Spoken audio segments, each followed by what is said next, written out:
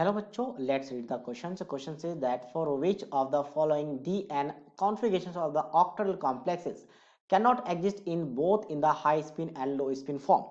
So basically कहा गया कि इसमें से कौन से का जो इलेक्ट्रॉनिक कॉन्फ़िगरेशन है लो और हाई स्पीड में एग्जिस्ट नहीं कर सकते।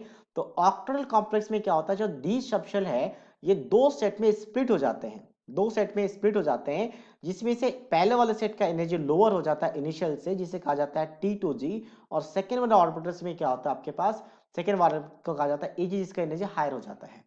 अब यहाँ पे हाई स्पिन लो स्पिन का मतलब क्या है?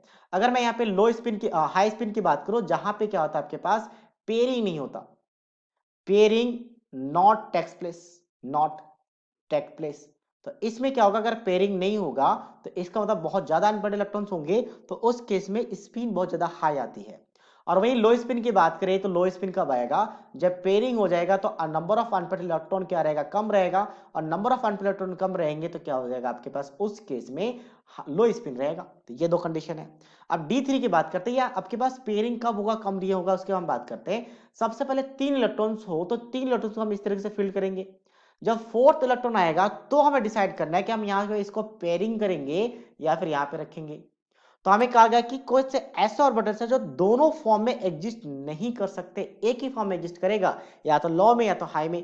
तो पहला वाला आ चुका है आपका, क्योंकि पहला वाला D3 है तो D3 में कोई कंफ्यूजन ही नहीं है, हमेशा लो स्पिन में रहेगा, और सॉरी हाई स्पिन में रहेगा, 3 अनपेयर्ड इलेक्ट्रॉन्स। अगर D4 होता तो कंफ्यूजन होता। तो D5 की बात करते हैं, D5 में कंफ्यूजन है, क्योंकि थर्ड के बाद फोर्थ इलेक्ट्रॉन हम यहाँ पे रख सकते हैं और फिफ्थ इलेक्ट्रॉन के यहाँ पे, ये पहला कॉम्बिनेशन। दूसरा कॉम्बिनेशन क्या, हम यहाँ पे ना रखें, ये अगर रखते तो ये क्या बन जाता, हाई स्पिन बन जाता।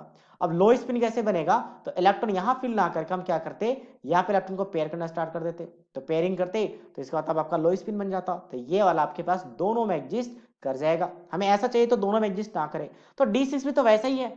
D6 की बात करें तो D6 भी आपके पास वैसे एक काम करते, इसको ऑर्बिटल को इंक्रीज कर लेते हैं। D6 में भी आपके पास 3 इलेक्ट्रॉन हमने फिल किया, फोर्थ इलेक्ट्रॉन के लिए यहाँ पे, फिफ्थ इलेक्ट्रॉन यहाँ पे, अब सिक्स इलेक्ट्रॉन के लिए फिर से यहाँ पे पेयरिंग। तो यहाँ पे आपके पास फिफ्थ फोर्थ इलेक्ट्रॉन्स में ही कंफ्यूजन हो गया था, तो सिक्स वाले में भी आपका लो और हाई स्पिन पॉसिबल है। D8 की बात करते हैं। अब 8 में क्या होगा कि आप यहाँ पे अब पेयरिंग के लिए सोचोगे फोर्थ इलेक्ट्रॉन, लेकिन 8 तक पहले पहुंचते हैं, हमने लिखा 5 6, अब 7 8, ये। तो 8 वाले में कोई कंफ्यूजन ही नहीं है, क्योंकि अगर आपने 8 वाले में पेयरिंग भी कर दिया, 8 वाले में, ठीक है। अच्छा 8 थोड़ा सा रॉन्ग लिखा था, पहले अगर 8 की बात करें, हमने क्या किया, पहले हमने अनपेड रखा, मतलब पेयरिंग नहीं किया, तो उसके बेसिस पे देखते हैं 5 6 7 8 ये वाला आया, यानी कि दो अनपेड इलेक्ट्रॉन। अब हम सोचे कि पेयरिंग कर देते हैं, पहले नीचे वाले में पेयरिंग करने के बाद इलेक्ट्रॉन को फिल करके देखते हैं।